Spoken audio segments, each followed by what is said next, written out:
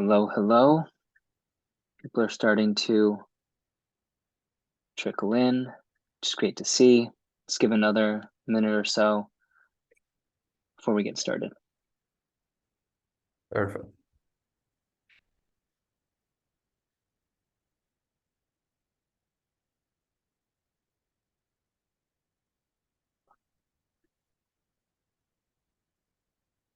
All right, I think we have a pretty good mess of people in here now. I'm sure others will be joining us here shortly.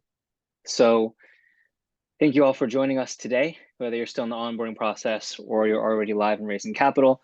Certainly glad that you're here. I'm Troy, I'm part of the Net Capital team, and I work very closely with Paula and Rob, our CEO, who I'm sure all of you have met now at this point, but if you haven't, I'm sure that you will soon. So we're always looking for new ways to help you all with raising capital, starting with resources and open office hours, and now with events like this, where we'll be bringing in new experts to talk through their approach to investor acquisition. Before we dive in, a few notes here. Please submit any questions in the Q&A function, and we'll do our best to answer them as they're coming in, but we'll also leave time for questions at the end. This webinar will be recorded and distributed afterward, and we'll be also sure to share this deck and more information about our guest, who I'll introduce shortly. With that, today is all about how to use PR most effectively as a tool for investor lead generation for your crowdfunding campaigns. We're joined by Jose Ruiz, founder, managing director of Space Funding. Space Funding is an award-winning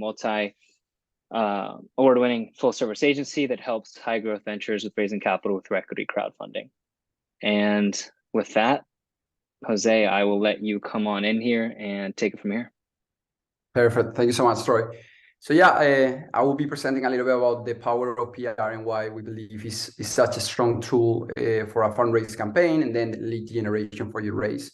So a little bit about us. My name is Jose. I'm the founder and managing director of Space Funding, and we focus on helping entrepreneurs succeed. We're partnered with many companies in the US, such as Techstars and some accelerators that focus on really helping entrepreneurs get from an idea to actually raise capital and scale their business. So in this presentation will actually take around 20-30 minutes. I know your time is extremely valuable, so I don't want to take too much, but I want to give you the insights of why PR is so powerful. And also after this webinar, Troy and Paula will send you some documents that we have created in order to help you with your actual fundraise. So a little bit about crowdfunding and equity crowdfunding. Everyone thinks is easy. So like pretty much you launch and you go, and that's a big misconception that people have out there. Because before in the 2010, when people were getting started in equity crowdfunding, product-based crowdfunding, it was honestly so much easier because there was a lot of less competition. And the thing is now around 85% of the campaigns that go live fail, and that's for a lack of preparation. So the most important part of any crowdfunding campaigns is what you do before you launch. So we actually recommend trying to raise around 25 to 50% of the money that you're looking to raise before you launch, and then launch and continue raising. So gone are the days that you launch a campaign and you actually raise the money that you're looking for. So we're experts on growth hacker and investing and fundraising, and we haven't been able to help raise over the past 3 years a little bit over $60 million. So result, we have been helping companies from pre-seed to seed to Series B. The maximum that we have done is a little bit over Series B and raise a little bit over $50 million on equity crowdfunding campaigns, a little bit over $10 million, and crowdfunding product base a little bit over $5 million. So the problem that you guys all know and is that launching a startup is hard because it's risky, expensive, and time intensive. So pretty much what we try to do with PR is actually validate your idea, really see how much demand there is for your product, and for the investment side to try to get in and start engaging with investors early on. So that way, when you launch, you can actually gain a lot of momentum and investors to invest in your company. So in this presentation, we're going to focus on using PR for lead generation and what we think are the most common mistakes that people make on PR and why it's so important to really emphasize and focus on those little details that will make your articles and your PR campaigns stand out to your competitors. So the harsh reality is 57% of top tier publishers get around 100 to 500 pitches per week. So you actually have to stand out a little bit in order to actually get a publication with them. So what we focus and what any entrepreneur should focus is actually getting PR on your niche. So because you want to build, of course, it's very nice to get a feature on Forbes, big magazines like Business Insider, Entrepreneur, and so on. And this actually helps you create some branding, but you want to focus on figuring it out what are the best PRs for your niche, because they might be much more affordable and also will actually gather you much better results than big PR, because the quality of the traffic might be much better, and also because it might be more cost effective for you to start with those more niche focused than the big PR. So the most common PR mistakes that we're going to be discussing is not having a clear focus on who you're targeting, not knowing your audience well enough, not keeping up to date.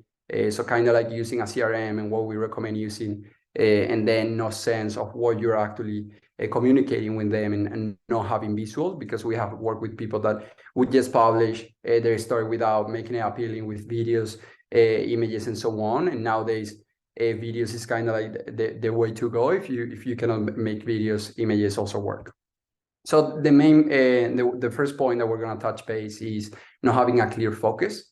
So one way that you can make life easier for journalists, since they receive so many pitches per week, is to actually focusing exactly on your niche, really targeting on 1, 2 to 3 main problems that you're solving, and not expanding from there, because you might have many services, you might be providing many solutions for people with your business, but you want to focus from 1 to 3, no more than that, because otherwise it might get too messy. So I would suggest honestly focusing on 1. If you want to show a little bit more of the things that you do, get into a maximum of 3, so that way you can have a better focus, and you're making the life of the journalist much easier. The second one is actually knowing your audience. So I mean, this is of course part of identifying who is going to be your audience and who your customers are going to be. But when you are actually targeting investors, it's kind of a little bit different. You want to you want to think as an investor would think. So you want to focus on a niche of people that might have capital to invest, but at the same time knowing a little bit more about them. So this is kind of like something that we put together in order to actually understand a little bit more about them. We have a much bigger pyramid that we will send, but that way you can actually target investors who might be interested in investing in your company. So a little bit about who they are, what they do, when they might be reading this. So like, do they read these articles when they're at work, when they're at jobs? So are these like accredited investors? Are these not accredited investors, but like to invest some of their the capital that they make? Where are they from? Why are they going to do this, and how? So a little bit to understand a little bit more their motives and why they would invest in your company. So kind of like writing this out in a piece of paper, in a Word document, before you actually even start pitching your PR campaign is quite important. So once you start doing the hard work, which is actually pitching to the right journalists and so on, you actually know what a story to tell and who to target.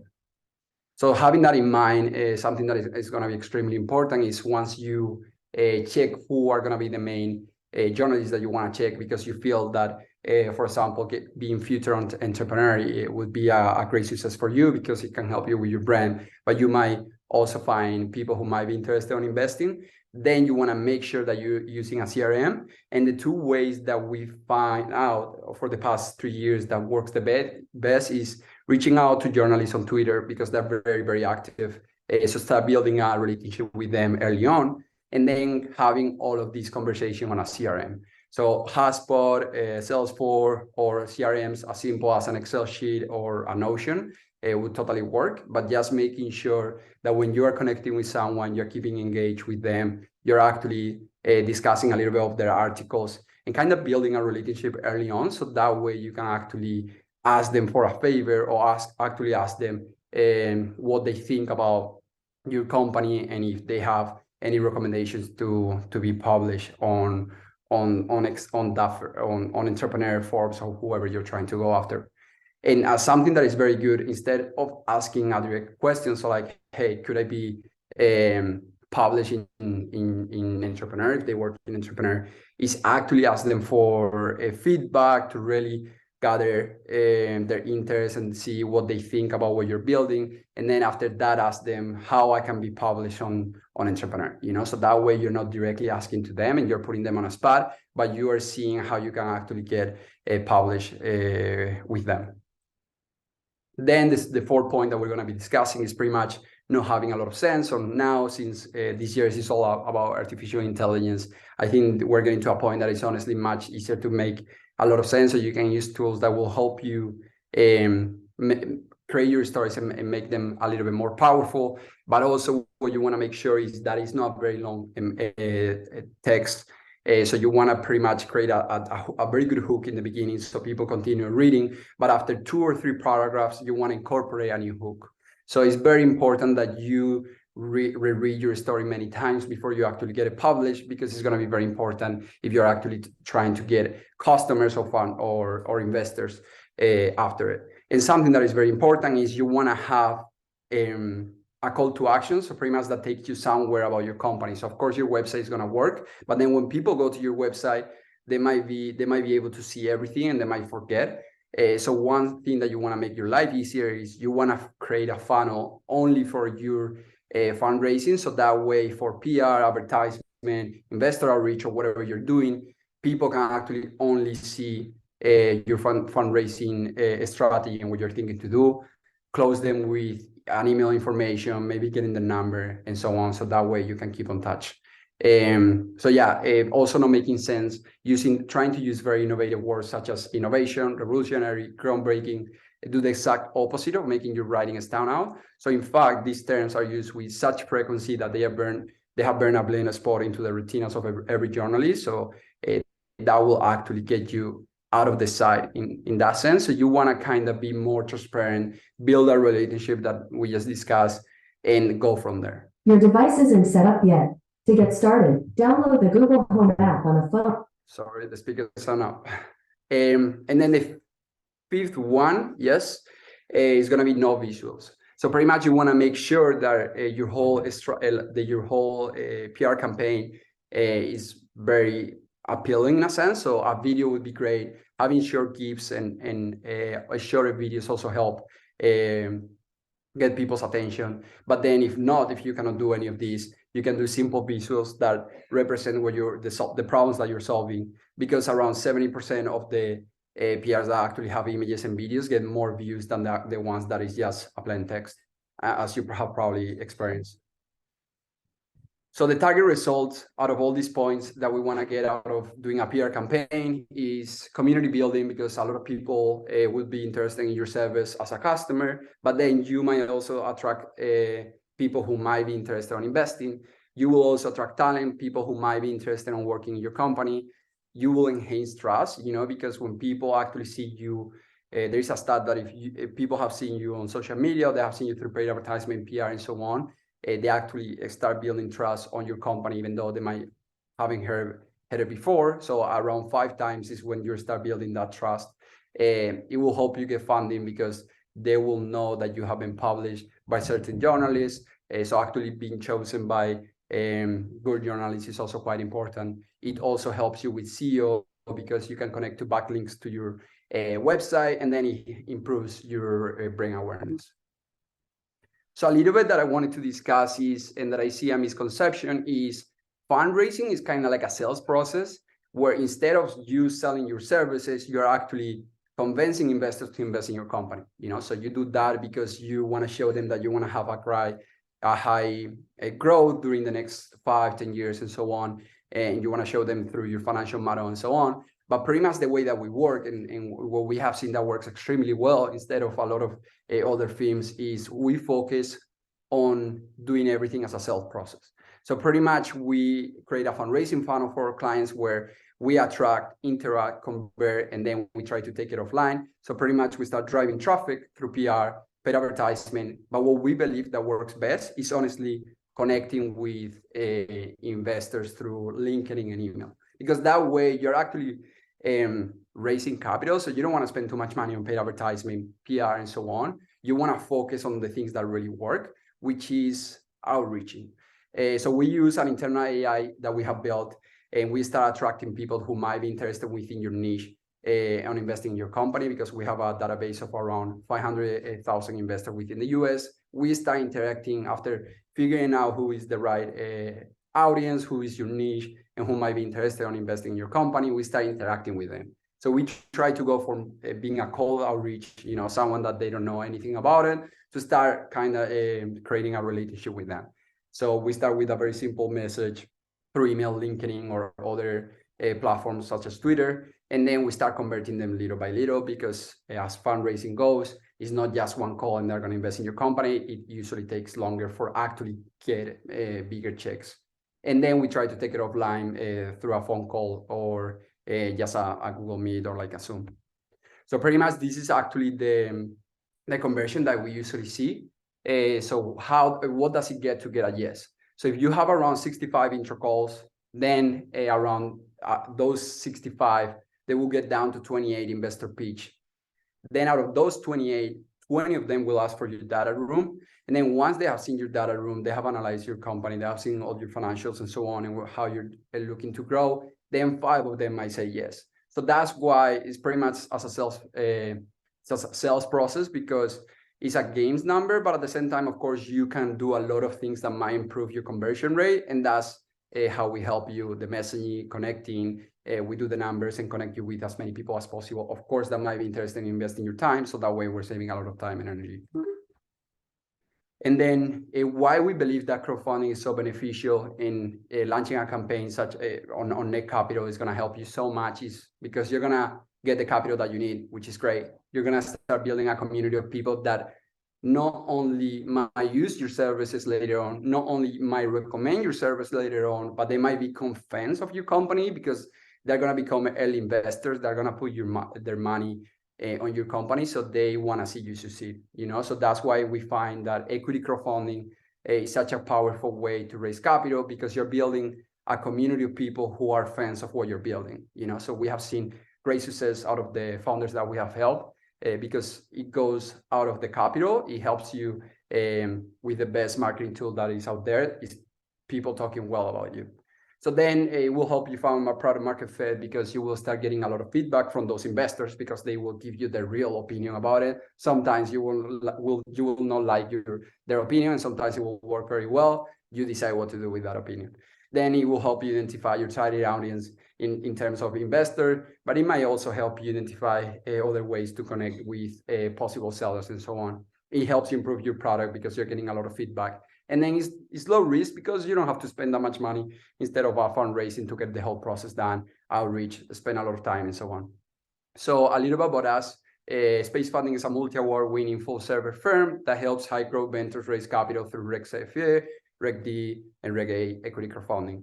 So we have been publishing several PR, as I was explaining you before, that we do it exactly the way that we just recommended you to do. So a little bit of our services, we actually do a little bit of everything.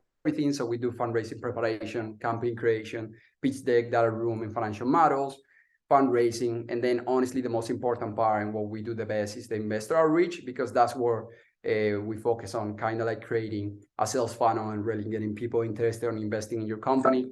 So all of these are kind of like things that we do on the side, but this is our main focus, to actually get you checks and get you invested.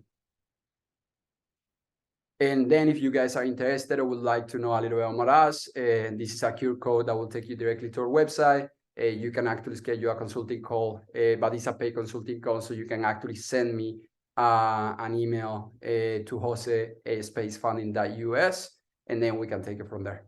I will make sure that Paula and Troy actually share our presentation with those documents that I promised you. And then I would love to hear from you guys if you have any questions, and super happy to answer them all.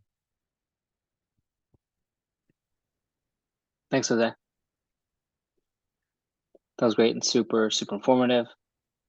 Wait to see if some of the questions come in. One question that I think could be worth answering as well might be some of the work that you have done in the past with other companies in the Reg-CF campaigns. Any color that you can provide us there with some of the work that you've done with companies that have been doing raises similar to those that are on Net Capital?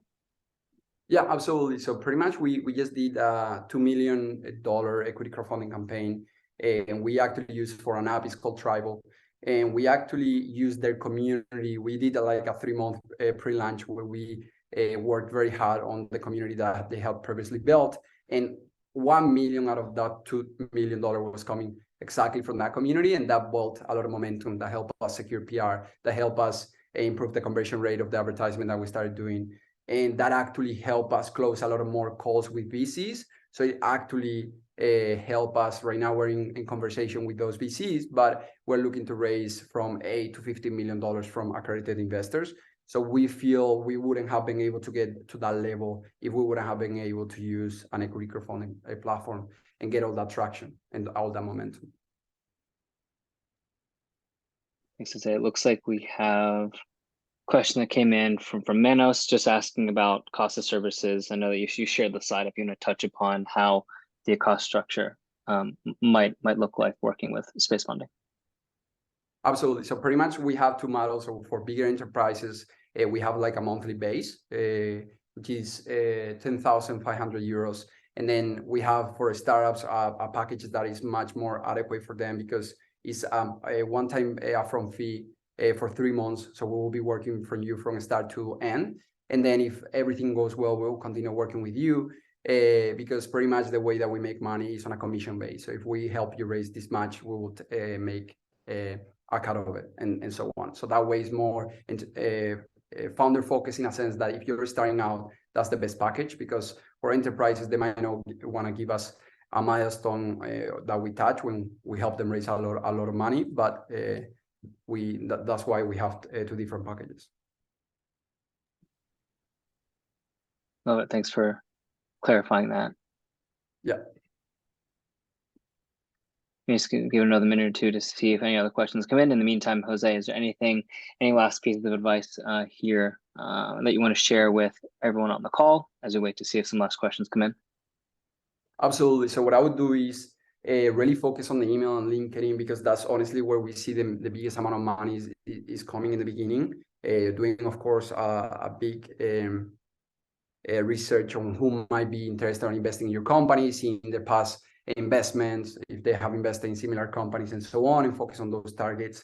But pretty much what you want to do is kind of like leave everything to improve your conversion rate out of those calls, or make sure your LinkedIn is looking as professional as possible. So that way, when people are actually looking to chat with you, they might be interested on doing so. Make sure that everything that you can do in your power, such as your LinkedIn, as small things as like your Gmail signature, your website, and then if you have a funnel for people to see to invest in your company, and make it look it doesn't have to be too long, you know, it can be quite simple, but that everything looks as professional as possible. So that way, when people are interested in investing, you kind of get the biggest conversion rate from as many people as possible. That's great advice. Well, I think we'll call it here just to wrap up briefly.